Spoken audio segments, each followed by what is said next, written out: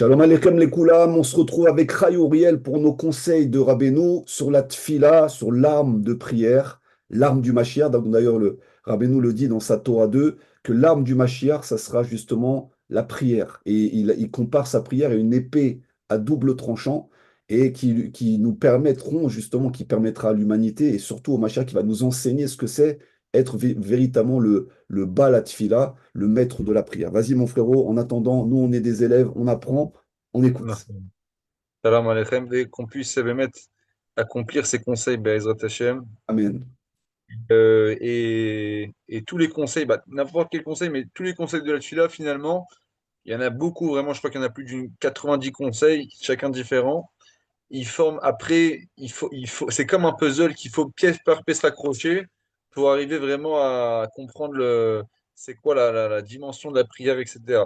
Et la semaine dernière, enfin, dans le cours dernier, on avait vu que la tfila, elle était profondément reliée avec le Limud Torah et que c'est une des conditions vraiment pour avoir, on avait parlé de grâce, de la même manière qu'un être humain, de manière complètement simple pour arriver à le convaincre, des fois, il faut trouver grâce à ses yeux.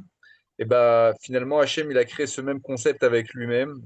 Quand nous, on s'adresse à Hachem, il faut que nos paroles elles soient remplies de grâce. Et pour avoir cette grâce-là, on avait dit que fallait passer par l'étude de la Torah et se fixer donc une étude de la Torah et que cette étude de la Torah, elle soit primordiale et que rien, aucun empêchement matériel ou autre ne vienne à nous enlever de cette kviout là, de cette fixation dans l'étude qu'on s'est mis. Et il disait au contraire, donc pour finir le conseil de la semaine dernière fois, il dit il faut être ma'amin dans ce que les sages nous ont dit dans la Masechet Avot, dans le traité des Avot, dans la Mishnah, ils ont dit quoi les Chachamim? Ils ont dit tout celui qui accomplit la Torah dans la pauvreté, eh ben on le garantit, on lui promet qu'à la fin il accomplira dans la richesse. Et à l'inversement, tout celui qui annule la Torah lorsqu'il est riche, eh ben finalement il annulera même dans la pauvreté, dans la pauvreté. Alors allez-nous. Et il dit ça fait référence à ce point-là que vraiment il faut se renforcer en Emouna que Hachem, même si dans les moments les plus difficiles, et ça fait référence au niveau d'accomplir la Torah dans la pauvreté, ce niveau-là d'accomplir dans la pauvreté, c'est une pauvreté des fois qui est matérielle, mais aussi spirituelle ou bien morale, où j'ai pas les kochot, et ben sache qu'il dit, il faut avoir la émouna, que Hachem t'aidera, si tu lâches rien, à finalement arriver d'étudier la Torah, accomplir la Torah dans la achava, dans la largesse. Razak. Donc c'est un cap à passer, quoi. C'est sûr que l'étude de la Torah dans le monde dans lequel on est aujourd'hui, le travail, les enfants, la course, c'est-à-dire que c'est une émouna totale que la Torah pourvoira à mes besoins, même si on dit quand même en kemar en Torah. Donc, il ne faut pas oublier que là aussi, la farine alimente la Torah, mais vice-versa, ça marche dans les deux sens. Donc, se fixer un temps d'étude, c'est accessible à tout le monde. On n'a pas dit d'étudier pendant 8 heures, ceux qui le peuvent, Baruch Hashem. Mais au moins se fixer un temps où, voilà, tous les jours, à la même heure, on a une rencontre, un moed avec Hashem, une rencontre avec son Créateur. Razak. Exact. Et donc, quand on accède à ça, on permet à notre prière d'être en plein, empli de grâce, et notre prière et notre demande qu'on fait à Kadosh Baruch Hu, elles sont reçues plus facilement.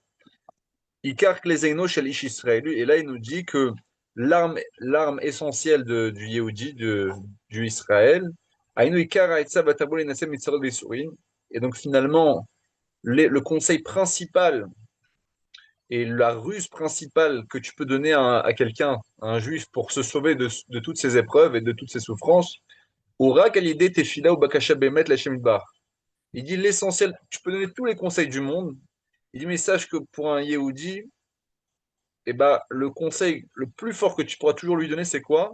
C'est de se tourner vers la prière. Parce que, comme tu l'as dit en plus en introduction, et qu'il le redit ici, il dit, sache que l'arme principale, l'arme kliseino, klisain, ça fait référence à une arme, c'est vraiment, en hébreu, quand on dit klisain, c'est un instrument pour partir en guerre. Et donc, cette arme-là, l'essentiel de l'arme que le juif il a, malgré toutes les corottes qu'il puisse avoir dans son nefesh, bah, la force principale qu'il a, c'est vraiment la prière et le fait qu'il a la possibilité de faire des demandes à Hachem. Vechol ha-milchamot she'al ha'adam lichvosh, il dit, sache que toutes les guerres, donc il emploie le terme de guerre ici, donc c'est des choses difficiles que l'homme doit arriver à conquérir, toutes les guerres qu'il doit arriver à surmonter dans ce monde-ci. Milchama, que ce soit des guerres spirituelles, le fait de monter de niveau en niveau, de s'élever, que on va contre notre nature, c'est vraiment des guerres contre nous-mêmes, contre notre pulsion animale. Ces guerres-là, Aïnou Milchamat et Yetzer, qui sont des guerres contre notre penchant, contre notre nature, comme on a dit, Mitavot ou Midodraot, des plaisirs ou bien des mauvaises midotes qui nous rongent et de se faire sa propre guerre contre soi, ou biprat, ou bien les guerres au niveau de la pensée, comme on avait expliqué dans les conseils de la pensée, qu'il fallait que c'était une guerre à ce niveau-là aussi. En milchama gashmi, ou bien qu'une guerre matérielle. Ça veut dire quoi? Mibale, marloket, mitnagi, ou bien des gens, concrètement, des gens qui sont en discorde avec toi, des gens qui sont contre toi, des gens qui te détestent, des gens qui te poursuivent. Et il dit, ou biprat, milchamot chez la nioud, ou bien des milchamot concernant la santé des pauvretés ou des maladies, que Dieu nous en préserve. Donc finalement, toutes ces guerres-là, sur tous les plans qui puissent exister pour la vie d'un homme, c'est la date des scores Shen Shumetsa. Il te dit, Rabbi Nachman, sache que tu n'as aucun conseil. Chutz mi tefila ou bakasha, il n'y a que la tefila. Que la tefila, la bakasha. Donc c'est très important, tu vas dire, rien que de comprendre ça, c'est pas évident de l'intérioriser, de réaliser que, et de se dire finalement, avant Maïchtadlout, la première chose que je dois faire, c'est vraiment investir dans ma tfila et ensuite je pars en guerre. Comme il a fait Yaakov Avinu, Donc, avant de Razak, partir en guerre. Comme ça. donc ça veut dire, donc bon, je récapitule parce que c'est très important ce que tu nous ramènes.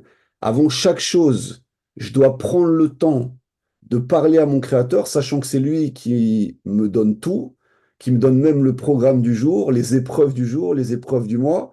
Donc si j'ai compris que je retourne à la source et que je vais parler à Kadosh Baruch Hu et je vais m'entretenir avec lui, les forces que je vais recevoir, je les attribue à lui. Donc forcément, je reçois les forces pour pouvoir traverser ce qui m'attend. Donc les guerres, les différentes guerres contre soi-même, contre son ego, contre l'état à vote et même les guerres physiques dans lesquelles on peut être aujourd'hui et ainsi de suite. Ça, c'est ce qui va me donner la force d'y arriver. Moi, j'appelle ça aussi le mur d'hydrogène. C'est-à-dire, autant Hachem a créé le monde par la parole, autant aussi on crée notre réalité par la parole. Donc le fait de s'entraîner à parler avec Hachem. Et en général, quand on parle avec Hachem, on parle de paroles positives, on parle de remise en question, on parle de tchouva. Créer un environnement, en final, qui est propice, un environnement joyeux, heureux, qui, comme on voit que tu as parlé d'Yaakov, Yaakov, il envoie des anges en avant, Vaïshlach, donc il envoie des malachim vers l'avant, et qui lui donne un retour. Donc, comme si il vient prier d'une certaine manière, et la prière qu'il envoie vers son frère Esav lui donne déjà un temps d'avance sur le combat, qui prépare le terrain à ce qui va suivre, parce qu'au final, il n'a même pas besoin de combattre. Il se retrouve avec son frère qui lui saute dans les bras, et il peut avancer et continuer son chemin tranquillement. Donc on se rend compte que même lui, Yaakov, qui est sorti avec des dimensions incroyables de chez Lavan, il a atteint un niveau de maîtrise des malachim, tout ça extraordinaire, il était capable donc d'anticiper les événements et surtout d'adoucir les événements. Et je me rappelle d'une phrase de Rabbeinu qui dit, mais pourquoi attendre l'épreuve ou la catastrophe pour commencer à prier? Fais-le avant que ça arrive, anticipe sur chaque chose.